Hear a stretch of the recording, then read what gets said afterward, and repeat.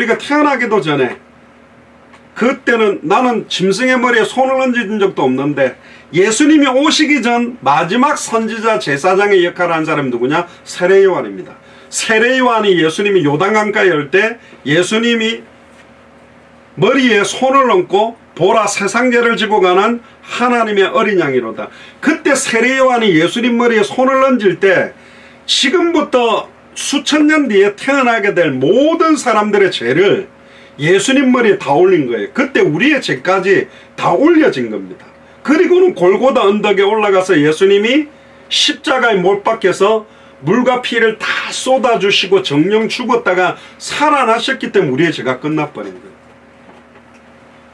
목사님, 나는 번제물 산 적도 없는데 짐승 잡은 적도 없는데 그래요.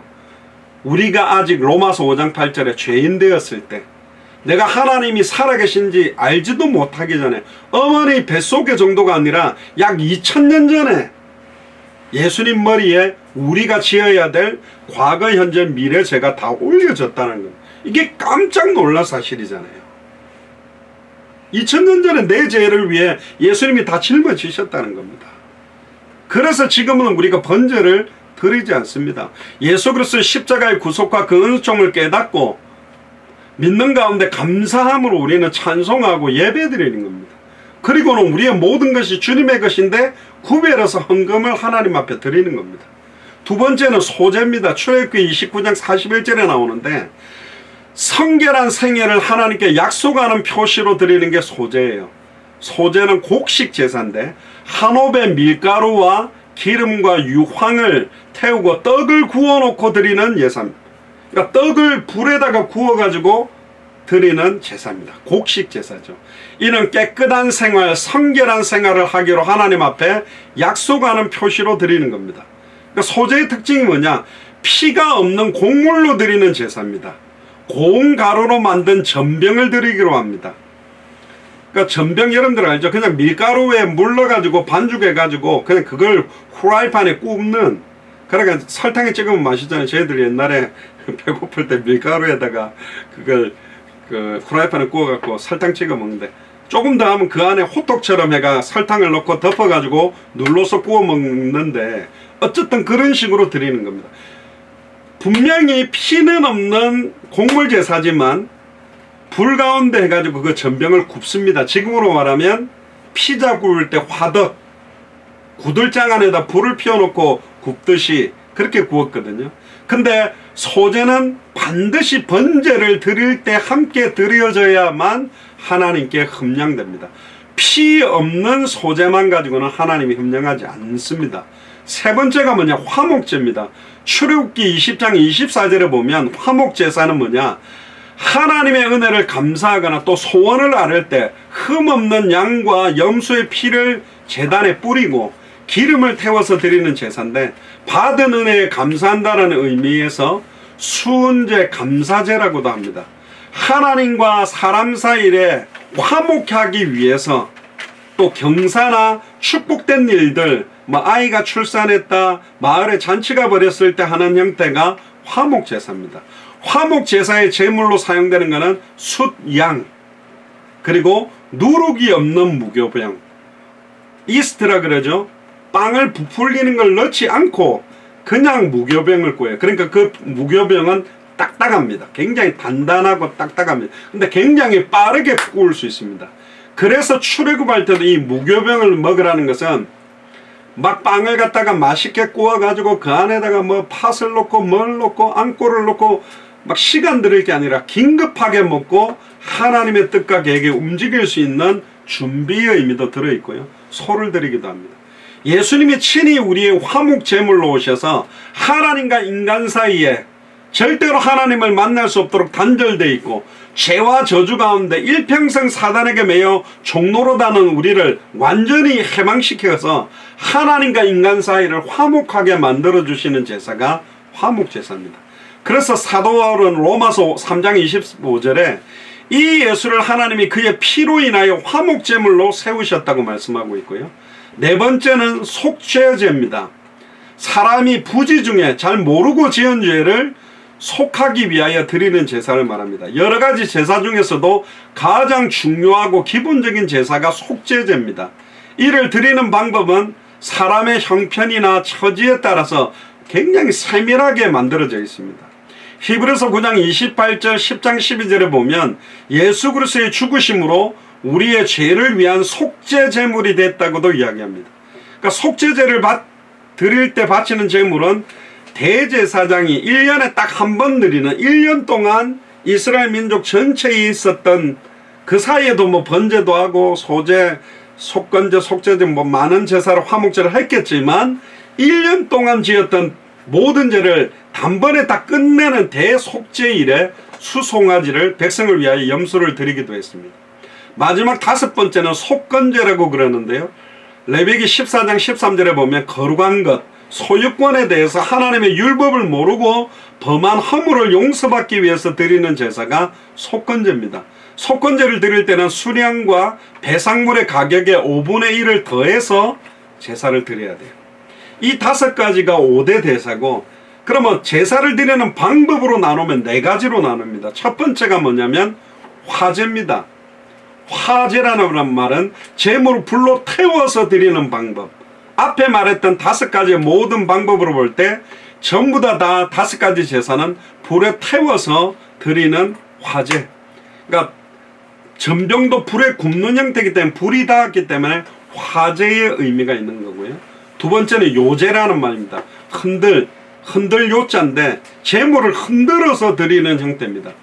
요제를 드릴 때 그 제물은 수양의 가슴과 넓적다리를 드리는데 거제와 함께, 거제라는 말은 요제는 흔든다라는 거, 거제는 높이 올려 드리는 거거든요. 옛날에 여러분들 그 라이언킹 그 애니메이션에 보면 그 사자가 자기 새끼 나가지고 그 많은 짐승들 앞에 하늘로 딱 쳐올리죠. 그때 막 짐승들이 저게 우리의 사자 라이언킹의 왕자의 의미가 있다고 막 박수치고 환호하잖아요. 그거 딱 들어 올릴 때 제가 그 아들 둘 딸 둘인데 제가 딱 한 명 낳았을 때 하나님 앞에 드린다고 들어 올린 사람이 있습니다. 첫째 딸인데 그때 제가 장미 백송이를, 그때 제가 어떤 집회가 있었는데 갑자기 예정일보다 일찍 나가지고요, 제가 병원에 같이 있지를 못해서 너무 미안하게 내려가면서 제가 장미꽃 백송이를 사가지고 지하철 타고 병원 갔는데 사람들이 막 누구한테 그 프로포즈 하러 갑니까? 그게 아니라 내가 딸을 낳아가지고 우리 집안에 딸이 없는데 가문상 우리 삼형제 중에 우리 형님이 그때 첫째 현수를 낳았는데 그 다음 제가 이제 딸을 딱 낳아가지고 막 제 집안에는 첫째 딸이라, 그런데 딱 낳자마자 제가 받자마자 하나님 이 딸을 주님이 받으시옵소서 하고 들어 올리고 기도했거든요. 그러니까 하나님 앞에 올립니다라고 딱 들어 올리는 게 바로 거제라고 하는 겁니다. 동물을 희생으로 드리고 그 고기는 제사장들은 먹을 수 있었지만 다른 사람들은 절대로 먹지 못하는 게 요제고, 거제가 뭐냐? 아까 말했습니다. 제물을 들어 올려서 주님 것입니다 하고 들었다가 아래로 내려놓는 겁니다. 그러니까 한번 하나님께 바쳐진 것은 제사장이 하나님께로 다시 돌려준다는 의미가 있습니다. 하나님께 올렸고 제사장이 다시 받게 된다는 의미도 있습니다. 그래서 거제로 드리는 제물은 구별된 짐승이나 과자 또한 곡물을 거제로 올리기도 했고요. 네 번째는 전제라는 겁니다. 출애굽기 29장 4절에 나오는데 순교를 상징하는 걸로 포도주 4분의 1을 부어서 드리는 제사인데요. 신약에는 이거를 전제를 관제라고 빌립보서 2장 17절에 사도 바울이 이야기합니다. 그러니까 지금으로 말하면 우리가 그 고기 연하게 할 때 막 소주도 붓고 뭐 어디다 담가 놓잖아요. 포도주에 담가 놓기도 하는데 그 제물에다가 포도주를 부읍니다. 그 포도주를 붓는다는 것은 나의 피를 제물에다가 섞는다라는 의미. 그러니까 나는 이 제물을 드리고 저는 죽겠습니다. 그런 의미로 순교, 내 목숨을 버리고 주님께 드립니다라는 의미로 그 제물에다가 포도주를 붓는 의식이 바로 전제, 관제라고 그럽니다. 그래서 이 모든 제사는 5가지의 종류나 네 가지의 방법이 다 바로 신령하신 제물이신 어린 양 예수 그리스도를 예표하기 때문에 우리는 더 이상 이 5가지의 제사나 4가지 방법이 필요하지 않습니다. 신령과 진정으로 드리는 예배로 치환시켜 주셨기 때문에, 그래서 오늘도 우리 생각과 마음을 전심으로 하나님 앞에 드리는 그런 참된 예배가 회복되기를 주의 이름으로 축복합니다. 네 아들 네 사랑하는 독자 이삭을 데리고 모리아 땅으로 가서 내가 네게 지시하는 한 산 거기서 그를 번제로 드려라. 이 명령은 이성적으로 이해하기에 매우 어렵고요, 지나쳐 보이는 명령입니다. 이삭은 하나님이 약속한 아들이잖아요. 이스마엘 때문에 근심하는 아브라함에게 이스마엘 아니야, 하갈에서 난 아이가 아니고 사라에서 태어난 이삭이 네 씨다. 그래서 언약의 대를 이어가겠다 했는데 번제로 죽이란 말은 그냥 죽는 것도 아니에요. 물에 빠져 죽는 것도 아니라 칼 가지고 찔러 가지고 뼈하고 살을 가르고 피를 빼서 뿌리고 그걸 갖다가 태워야 되는데, 이 무슨 말이야. 한 번 죽으면 끝나는데 말이 안 되는데, 말이 안 되는 걸 그대로 따라했어요. 죄송합니다. 좀 속된 말로 하면 군대에서 자주 하는 말이 뭐냐, 까라면 까 하라면 해. 그러니까 군대에서는 입 다 다물어야 되거든요. 근데 이거는 너무 이상하잖아요. 분명히 아브라함이 하나님 말이 안 되잖아요. 논리적으로 이삭 죽으면 끝나는데 이걸 왜 내한테 명령을 따져 물을 수 있어요. 근데 아브라함은 한마디도 하나님 앞에 따져 묻지 않습니다. 말도 안 되는 명령인데 그 명령대로 말씀대로 따라가는 거예요. 아브라함에게는요, 자기 목숨보다 귀한 거예요. 이미 자기는 이제 할아버지 되가 인생 다 살았어요. 자기가 30대라면 몰라도 40대라면 몰라도 100살을 넘었는데, 110살 정도 돼가 이제 거의 뭐 죽을 때 다 돼가는데 자기 목숨보다 더 소중한 게 아들이잖아요.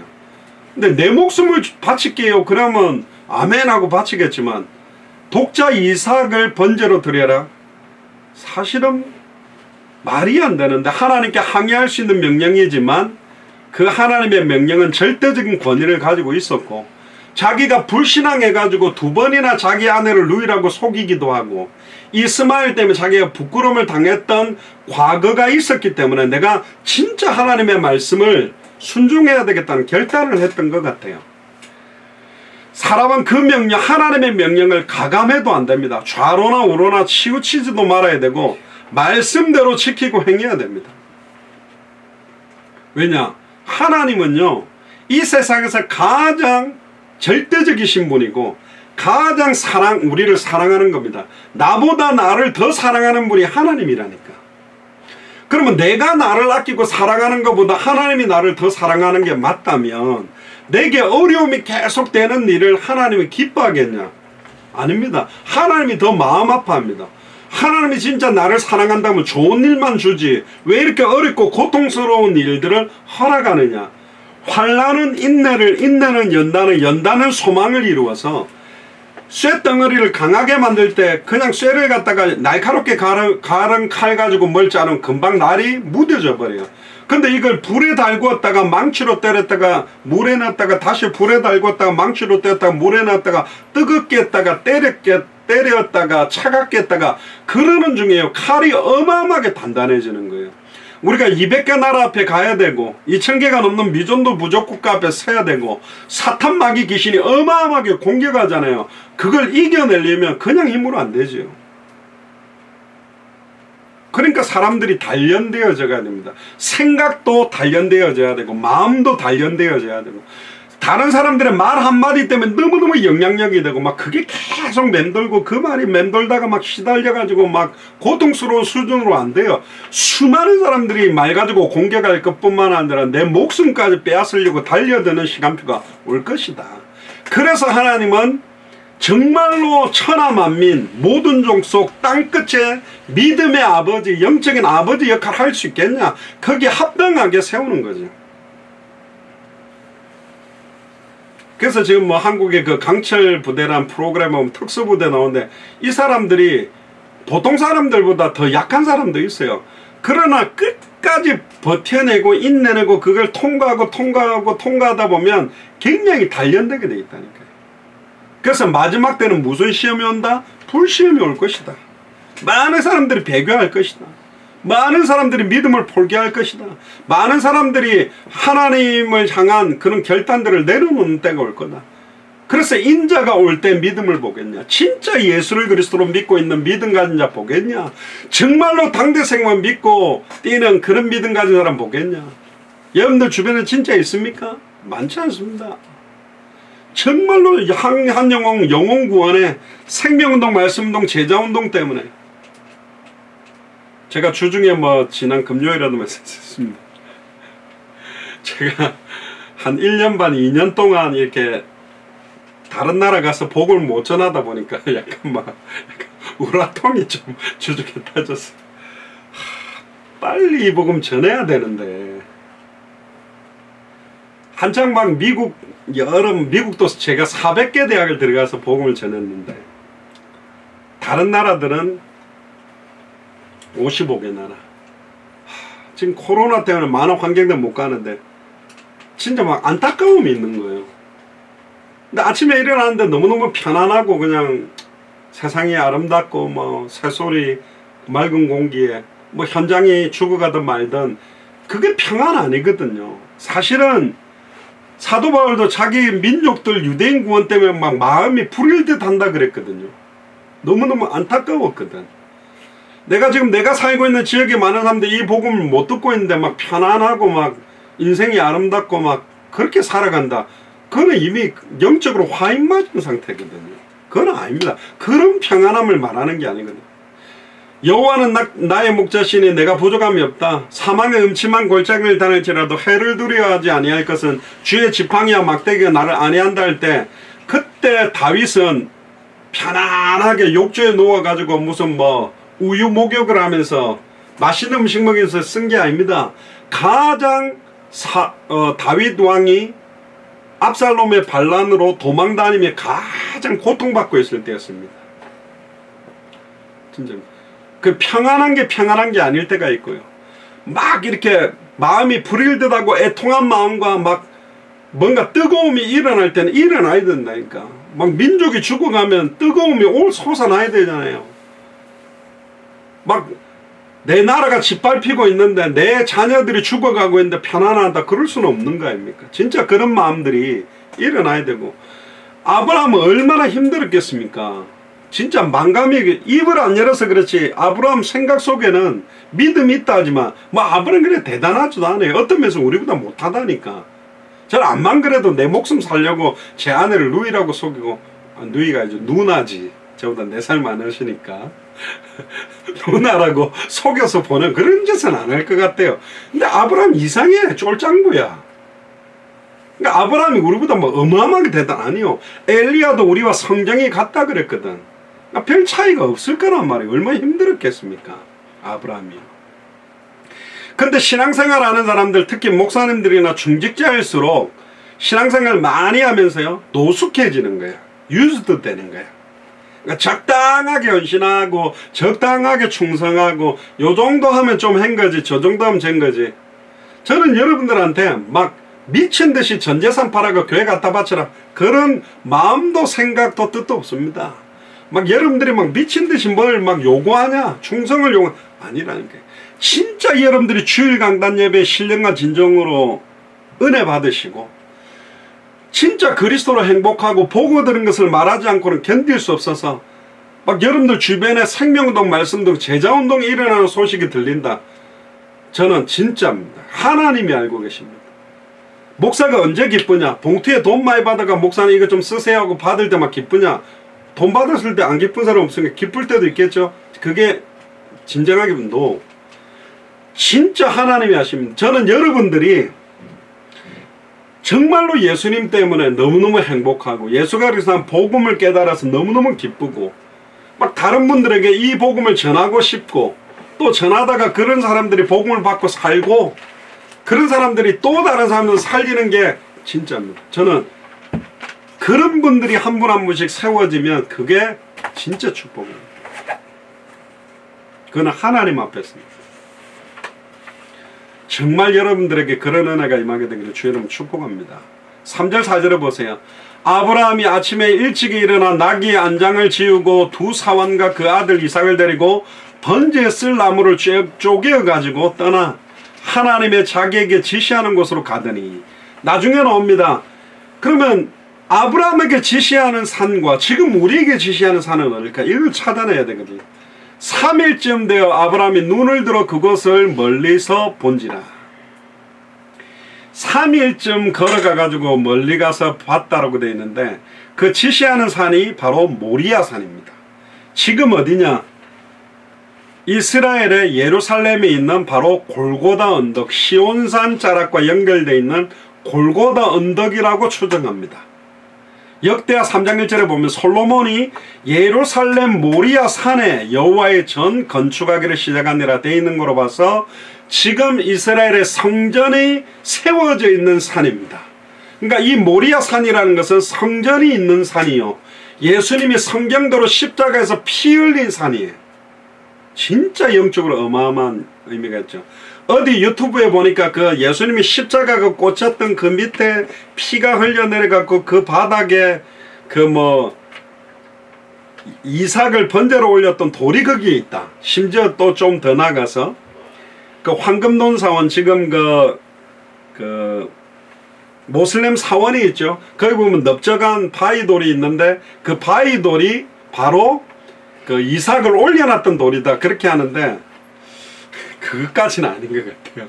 너무 그렇게 자꾸 끼워 맞추면, 그리고 예수님 십자가 구멍이 어딘 제 가봤거든요. 성지순례 구멍 하나를 그렇게 해놨는데 모른다니까. 그냥 그렇게 정해놓은 거예요.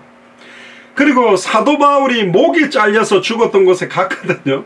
근데 사도 바울은 로마 시민권자이기 때문에 베드로는 십자가에 달려 죽는데 예수님처럼 똑바로 머리를 하늘로 올리고 못 죽겠습니다. 머리를 거꾸로 해서 달렸다라는 이야기가 있는데, 사도 바울은 로마 시민권자는 십자가형 사형을 못하게 되어 있습니다. 그래서 목을 칼로 잘라서 죽였는데 그 목을 잘랐을 때 사도 바울의 머리가 땅에 3번 튕기고 떨어졌대요.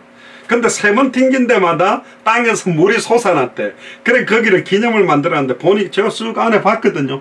호수로 애가 물 나오게 만들어놨거든. 아니라니까. 자꾸 그 이상하게 만들어놨어요. 그런데 이제 그 돌이냐 아니냐를 떠나서 분명히 성경은 예루살렘 모리아 산에 여호와의 전을 건축했다. 그러니까 지금 무너진 성벽이 있는 그쪽에서, 근데 예루살렘 가고 보면 성전이 있는 위치와 골고다 언덕하고 또 조금 다르다니까요. 성전이 있는 위치에 약간 그 동편 쪽으로가 골고다 언덕이, 반대편 쪽으로가 겟세마네 동산입니다. 그러니까 자꾸 그걸 너무 그 막 위치까지 막 이렇게 막 딱 점 찍듯이 좌표 찍듯이 그렇게 말하면 안 되고요. 뭐 여러 가지 의미도 있겠습니다만은 어쨌든 모리아 산이 바로 지금 골고다 언덕과 시온성이 서 있는 예루살렘 성전이 서 있었던 그 위치를 총괄한다라고 하면 맞습니다. 그래서 아브라함이 거주한 부엘세바에서 모리아산 즉 예루살렘까지는 지도로 보면 65km 정도 됩니다.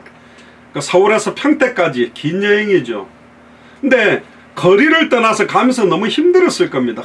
이삭을 저를 죽여야 되는데, 불에 태워서 죽여야 되는데 너무너무 힘든 3일이었을 겁니다.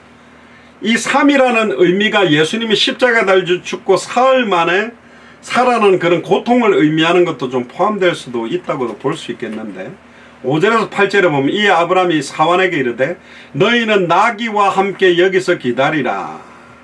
내가 아이와 함께 저기 가서 경배하고 너희에게로 돌아오리라. 근데 여기는 빠져있는데 원문에 보면 내가 아이와 함께 저기 가서 경배하고 우리가 너희에게로 돌아오리라, 그렇게 고백이 되어 있습니다.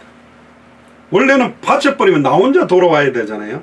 근데 여기 원문에 보면 우리가 저기 가서 하나님께 경배하고 우리가 너희에게로 돌아오리라는 의미가 포함되어 있어요.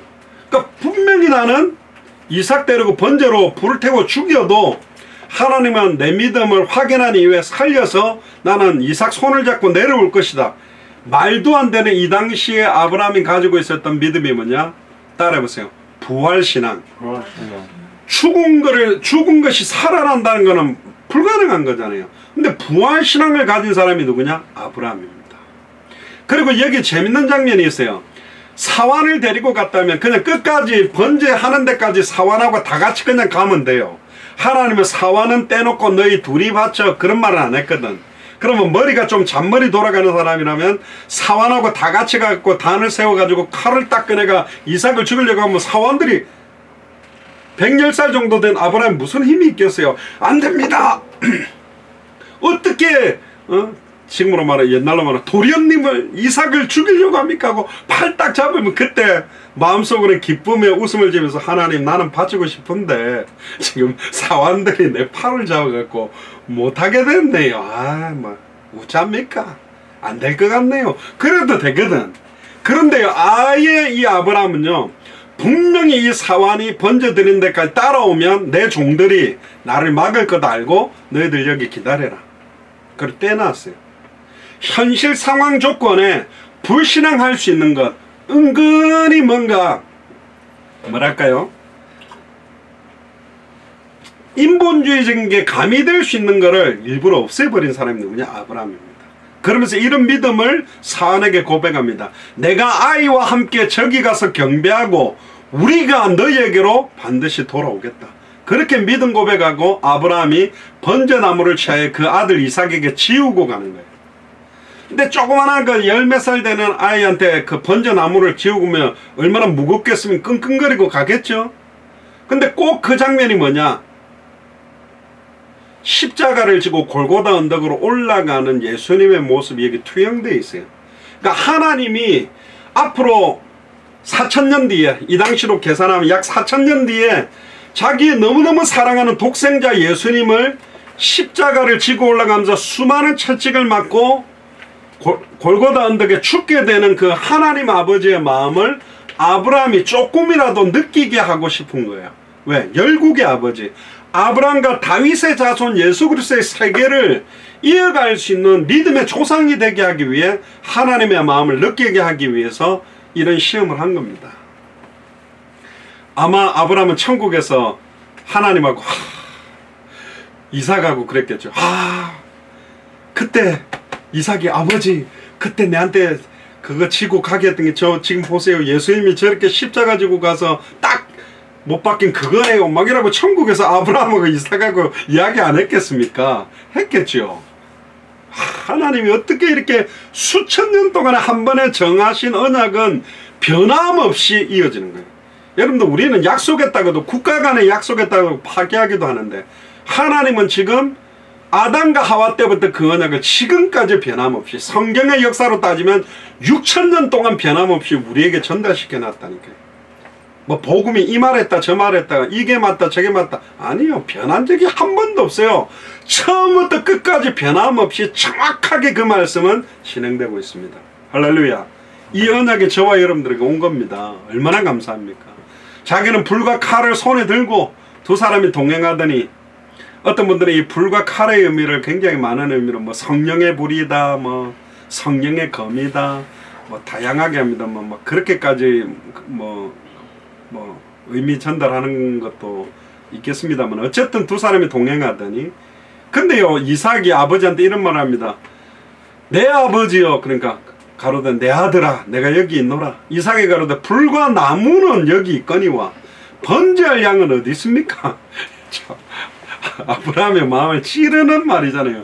네가 번제할 양 대신 죽어야 돼. 이 말을 해줘야 되는데 아니 늘 어릴 때부터 본 거예요. 번제 드릴 때 분명히 양이나 염소나 태워서 죽였는데 다 있는데 왜 양은 없어요? 그 말은. 그러니까 아브라함이 말을 못하는데 진짜로 기가 막힌 답을 합니다. 아브라함이 아들한테 뭐라 그러냐. 아들아 번제할 양은 하나님이 자기를 위하여 친히 준비하시리라.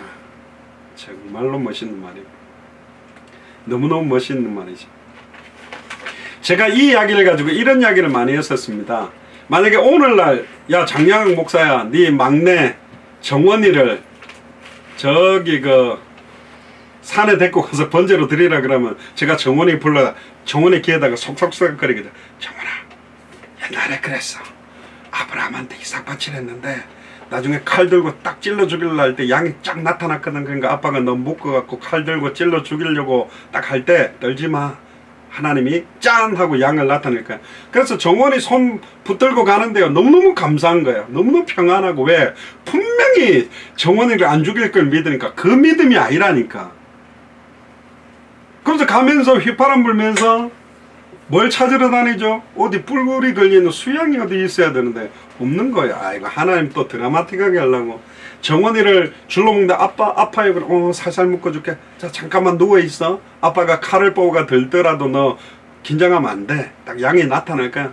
그러면서 다 안심시키고, 자, 이제 정원아 칼 뽑는다. 떨지마. 아빠 너 안 찌를 거니까 염려하지 말고 에이 하는데 에이 할 때 짠 나타나는데 안 나타납니다. 그거는. 그건 계산이에요. 그냥 바쳐 그럼 바쳐. 죽여 하면 죽여. 말씀 그대로 가감없이 딱 그냥 가면 돼요. 먼저 그의 나라와 그의 의를 구하라. 그러면 이 모든 것을 내게 더하시려 그랬잖아요. 아, 이걸 먼저 그의 나라와 그의 의를 구하면 이 모든 게 오니까 구해야지가 아니라니까. 신앙생활을 거꾸로 하다 보니까 응답 못 받는 거예요. 아이고 이 집사님이 40일 금식 기도를 했는데 집 샀다 하더라. 그래가 또 따라한다. 80일이라도 집 못 산다니까. 그렇게 따라하는 게 아니라니까요. 누가 어디 가서 뭐 했더니 된다. 따라가는 게 신앙생활이 아니라니까요. 번제할 어린 양은 하나님이 자기를 위하여 친히 준비하셨다. 히브리서 11장 19절에 보니까 이런 말을 합니다. 히브리 기자가 저가 하나님이 능히 죽은 자 가운데 다시 살리실 줄을 생각했다. 아브라함은 어떤 믿음이었냐? 하나님은 전지전능하고 못하는 것이 없는 분이니까 내가 이삭을 칼로 죽여서 피를 뿌리고 태운다 할지라도 다시 불 속에서 살아나오게 하실 수 있는 분이라고 믿은 겁니다. 대단한 믿음이죠. 이 믿음은 하나님이 주셔야 돼요.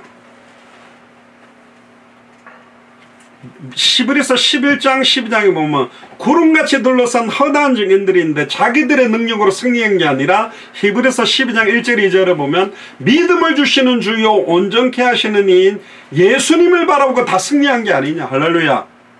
따라해보세요. 할렐루야. 할렐루야. 믿음을 주시는 주가 누구냐? 예수님입니다. 승리케 하는 분이 누구냐? 예수님이라니까. 하나님 아브라함에게 줬던 그 믿음, 지금 2021년을 살아가는 우리에게 믿음의 조상 아브라함의 믿음을 넘어설 수 있는 부활신앙과 믿음을 주십시오. 그래야 당대 생활할 거 아닙니까? 놀랍죠? 그때 이삭의 나이가 15살이었는데 근데 아마 이삭이 그런 말 했을 때 아브라함이 어떻게 말했겠냐? 9절 10절에 나옵니다. 하나님이 그에게 지시한 곳에 이른지라 이에 아브라함이 그곳에 단을 쌓고 나무를 벌려놓고 그 아들 이삭을 결박하여 단 위에 놓고 손을 내밀어 칼을 잡고 그 아들을 잡으려 하더니 어떤 사람은 두 가지 이야기를 하더라고요. 아예 이삭을 몰라 가만히 이삭아 잠깐 눈 감아봐 하고 해가 줄을 갑자기 딱 묶었을 것이다. 못 도망가게. 왜? 100살 넘는 아브라함이 이삭아 너가 양 대신 죽어야 돼. 그래서 나 안 죽어요 하고 딱 도망가 버렸으면 잡으러 가지를 못했을 것이다. 근데 어땠을 것이냐? 근데 가장 좀 복음적으로 보면 이삭한테 아들아 하나님께서 너를 번제물로 드리라고 명령하셨다. 이게 하나님 뜻이다. 거기 아마 이삭이 아버지께 반항하지 않고 가만히 있지 않았겠는가. 뭐 그렇게 보는 게 맞을